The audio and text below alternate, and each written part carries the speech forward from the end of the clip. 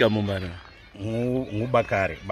yeah Bakare AD Bakare. yeah Yes. ngiyabona bulungiselela uhambo sosiya ngabe usithi ebantwaneni Kade siya emfeni.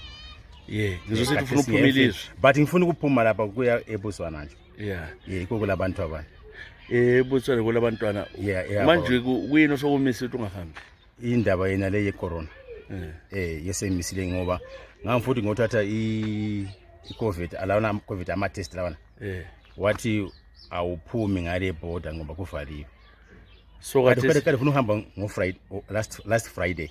okay Then I went to the test on Thursday. babesithi Wathi akuyenza ukuthi bayalo ukutesta yes wathi nxa ufuna utestwa ngatestwa but kawuphumi ukuya awuphumi elizweni usi out. abantwana banga Abantu bana baseBotswana babodwa khona bawodwa kana ngani. so umsebenzi ke Umsebenzi umile ngile company khona ngale eBotswana. ule company Yeah, kodwa ivaliwe kadesi.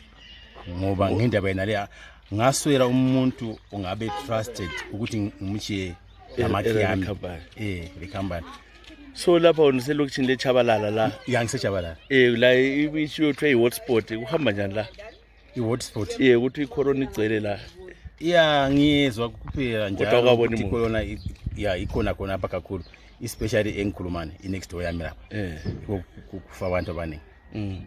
so uzwa njani manje kathi njalo ufuna ngemfeni njalo usithi kulalokho la kuhamba I'm not even comfortable. I'm not comfortable isihlobo kuphela Yeah, of course isinini sami. Yeah, umntaka mayiGuru wami fida ukho. Okay. But so I'm just uzayenzana manje ngathiwa lokhu njani lockdown namhla uthola kule cafe phela ngisenzana ngo6 kusho ukuthi kumele impenduke endlini ngesikhathi singakachayi u6 wakhona. sikhangele bona njengobhizi abantu bebusiness nxa kunje uphomo kuvalwa emini like this ubona njani ngane abantu akulunganga. It's not good at all. It's affecting us, yes. Ngoba our daily commodities we cannot get and meet them in time. That's where the challenge is. Yeah, it's a great challenge in fact. Yeah. Nxa ukhuluma nonkosana labantwana kwabathini eBotswana Wathi kungcono but they are not comfortable since I'm absent from them. Yeah, I'm absent from them. so uthi lapha amaviki lamabili uyabo lapha eZimbabwe Ngikhona apha ngaya ngabe nxa kunje ukuthi kawavulanga amaboda akona nxa avaliwe kanje. Akula lapha ngaya khona. So that's where the challenge is to me.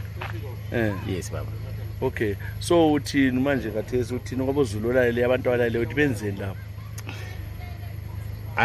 abantu okhola ama business people benzeni abantu ama business ngitsho khona apha kwaBulawayo.